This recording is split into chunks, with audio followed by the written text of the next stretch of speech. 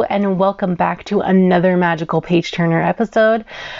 Today's video will be my August wrap-up and my September TBR. If you're new, welcome. I'm Priscilla. I'm the owner of A Life Full of Simplicity. So I didn't make one of these for July and August TBR. Honestly, I read nothing in July. There was no reading going on in July. I was so busy with work and I just didn't have time to actually read and do any of that. So there's nothing. And then August, I just did whatever. So instead, I'm doing it now, do my wrap up. It's a bit late. It's going up a bit late. That's okay. Not a big deal. So I have my notes here of what I read.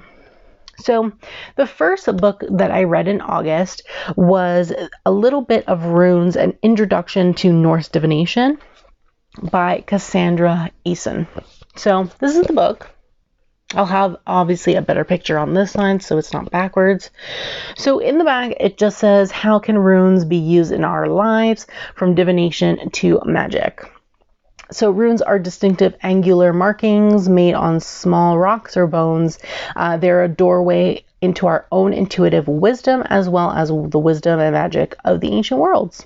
So in this introductory book, you'll learn about choosing or making a set of runes, dedicating it to your work, casting and interpreting runes, and creating runic talismans, amulets, and charms. And it just says, enjoy your journey. So I bought this because my friend made me a set of runes and she sent them to me. I did show them and actually unbox and review an oracle deck that I wanted to use also to help me learn runes, which I'll actually put in the cards above. I believe here or here. I'm not sure which side it's on. So I bought this to learn runes as well, and I gave it 4 stars. It does have history of runes and how to choose a rune set and whatnot, or make it. And then it talks about, interpreting runes. And it gives you the different sets. So the first set, second set, third set. And then it goes into detail about what those are. And then it talks about every single individual rune. So I did make a lot of tabs, if you can see. A lot of tabs here. And I did color code it. All the green is all the runes and what they mean. So yes, I did read this and I tabbed it. I just want to make more detailed notes, so I just have to go through it again to do that. But it does give information on if it's upside, so if you actually see the rune, or if it's upside down, so it's not facing upwards, facing the table, then it's it's considered challenges or whatever. It gives you that meaning as well, which is really good, and how to read it if it appears in a reading. So that's why I gave it 4 stars. It was very interesting. The only thing that I took a point off of is that it doesn't show pronunciation. I don't know how to pronounce any of these things. They're very hard to pronunciate. And that's why I like the Oracle deck better, because it actually gives me the pronunciation for every single rune. So that's more helpful. But I love that it gives me upright and reversed meanings for the runes. So I gave it 4 stars. It was a very good introduction book for myself. The next thing I read was Leave the World Behind by Rumaan Alam. This is a book that is about a family. They go on vacation or they rent a vacation house or whatever. And something happens and some people show up at their doorstep, and it just talks about, it goes through what's going on and stuff like that. So I had to read this for my Works book club. I gave it 2.5 stars out of 5. It was 2 stars on Goodreads, 2.5 in my review, because you can't put 0.5 in a Goodreads. And I really didn't, I found it so boring. It was so boring. I didn't like it at all. I thought that it could have been better. Like, the things that I did enjoy were the mentions of race and how well the author portrayed racism, microaggressions, and whatnot, because it is a white family versus the people who own the house that show up, which are a black elderly couple.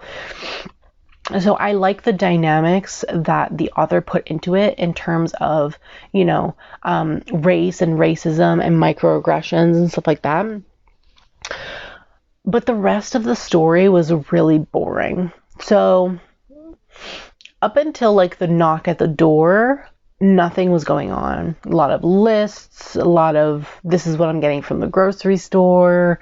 This is what my husband's saying he's going to get from the grocery store, but he's going to come back with all these other things. Talking about like where she found a cooler, like the woman, one of the main characters. I'm just like, okay. Very mundane things. I'm just like, I am bored out of my mind. And that was several chapters. Like several chapters. So I didn't enjoy it. I thought when the knock came at the door and then they found there was a couple, elderly black couple at their door, they were like iffy and they started thinking really nasty things. I'm just like, okay, maybe it'll get interesting from here. But no, it really didn't. There was some kind of blackout in the city.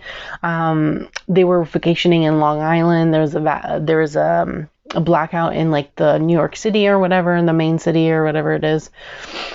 And I thought it was going to get somewhere, oh, blackout. Oh my God, what's going on? Something happening. No, you never even find out what happened. You don't even know. You don't even know. And that really bothered me because they were just conspiracy theory after conspiracy theory after conspiracy theory. Maybe it's terrorists. Maybe there's a nuclear whatever. Maybe it's this. Maybe it's that. And I'm just like, oh my God. Can we just actually know? Can you just find out what's actually going on instead of doing like aliens are attacking us type of thing? Because I was just out of my mind. I'm like, this is so annoying, like so annoying. So as I said, other than the fact that I really liked how the author touched upon race, racism, microaggressions and stuff like that, because the white couple were super annoying, and because the black couple were, like the elderly couple were super rich because the house that they owned, this vacation house, was very, very fancy, that apparently they thought they were the help at first. I'm like, wow. You think that's the butler and the maid? Like, wow.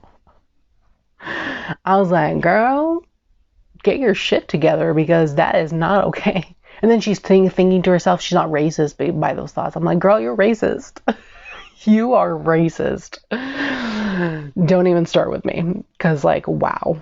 But yeah, the ending, it was on a cliffhanger. I still don't even know what even happened. The people in the book don't even know what actually happened. A lot of speculations, a lot of conspiracy theories. I was bored and I got really annoyed. So yeah, 2.5 stars. Read it if you want to. Because me, I did not enjoy it at all. And then the third book that I read in August was With the Fire on High by Elizabeth Acevedo. Fantastic book. I gave it 5 out of 5 stars. I absolutely loved it. It's about this girl who's a teenager. She's in her like final year of high school, but she's also a teen mom. She had a child when she was like 14, 15. And she's trying to raise her child and go to school and still trying to like keep a hold of her dreams and goals that she has in life, like her aspirations. And she's also navigating the fact that she's like Spanish, but also Black. And there's a lot of race in terms of that. And I just absolutely loved it. She wants to be a chef, and it was just really beautiful. Like, I just really enjoyed it because there's a lot of struggles that she went through, but you know, she was getting through it. She was doing it, you know, even though she was a mom at a young age, you know, she still had the support and the help necessary to get through everything and still, you know, survive and whatnot. So I really loved that journey that she went through and actually listening to that journey, because I did do that in audiobook. So yeah, 5 out of 5 stars. Loved it. Highly recommend reading that one if you are interested in that kind of book. It was a young adult's book, I believe. Oh, and the other book, Leave the World Behind, that was an adult novel, just to let you know. So yes, so that's what I read. I only read 3 books in August, which is fine. You know, it's good.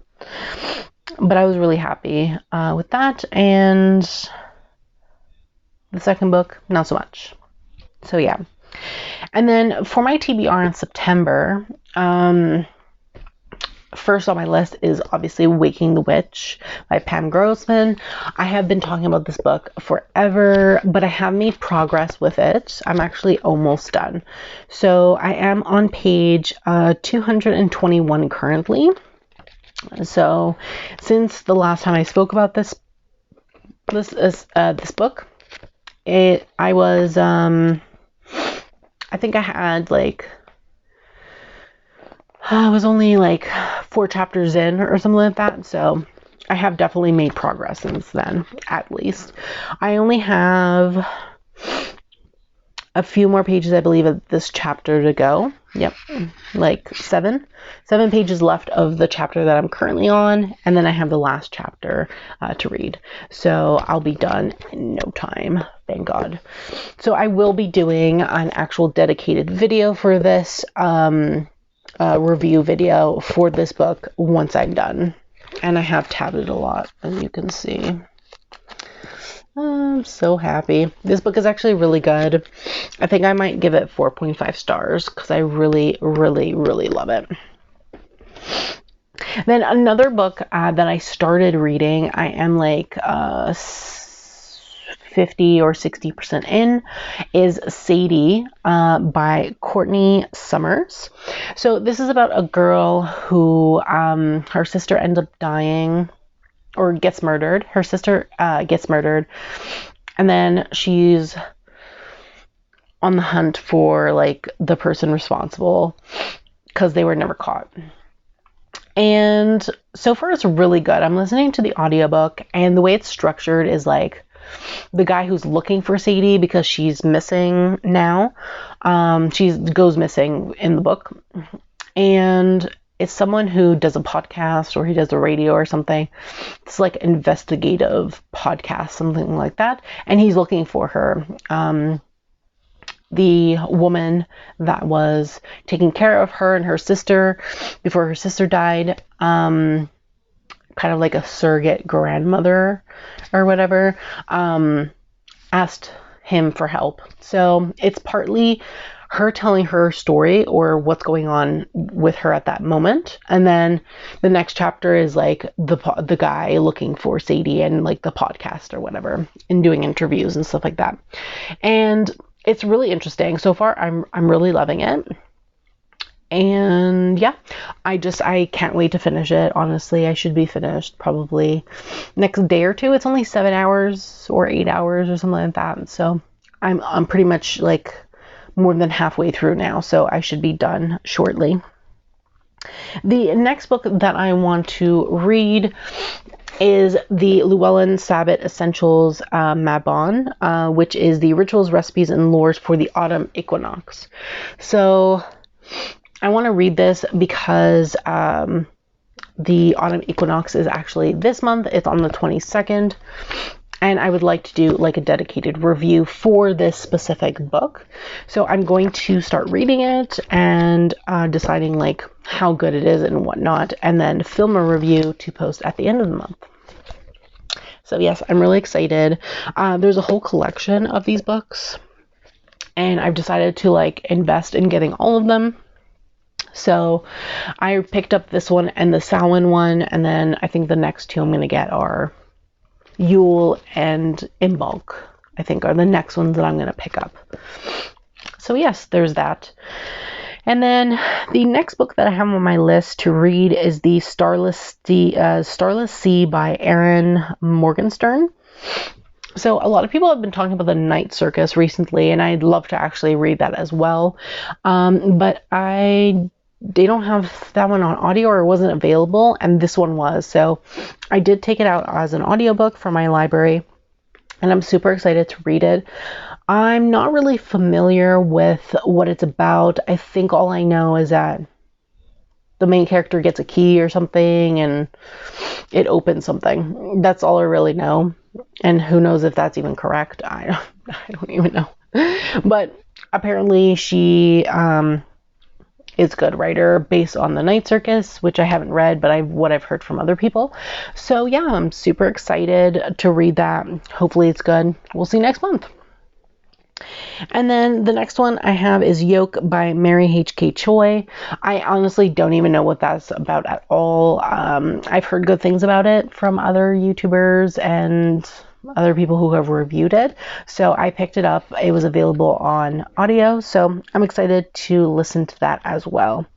And then the next book I want to, or the last book I want to get in is this one. It's called The Nature of Witches. I just picked this up and I'm actually super excited. It's like a very nice floppy paperback, which I love. I'm super excited for this because it's really, really, really good.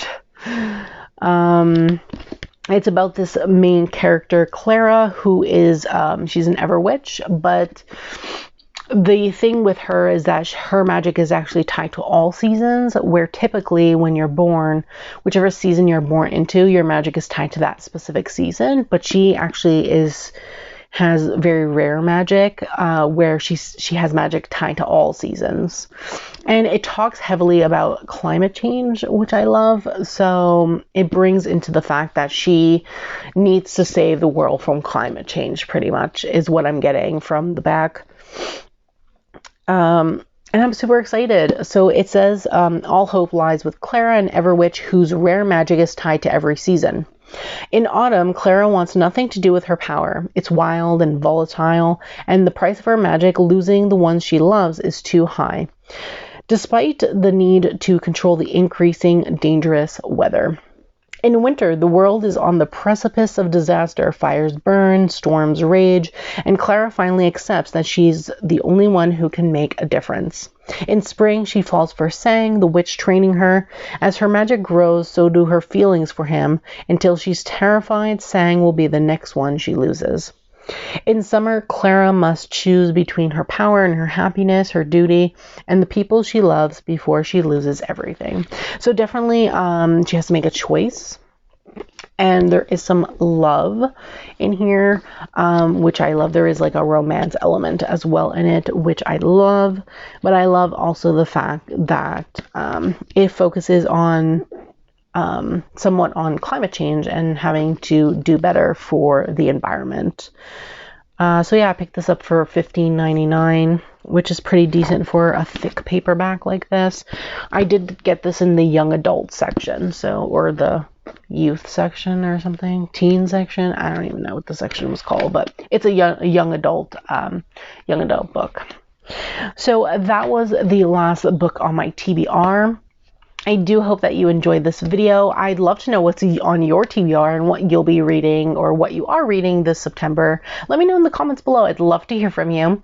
So don't forget to subscribe to this channel, turn on that bell so you'll be notified every time I post a brand new video. I do have quite a lot of videos coming in October for Spooky Month. It's going to be a very fun month of unboxings and flip throughs and some book reviews. So yes. Super excited. So don't forget to give this video a thumbs up, as it's greatly appreciated, and I hope that you have a great day.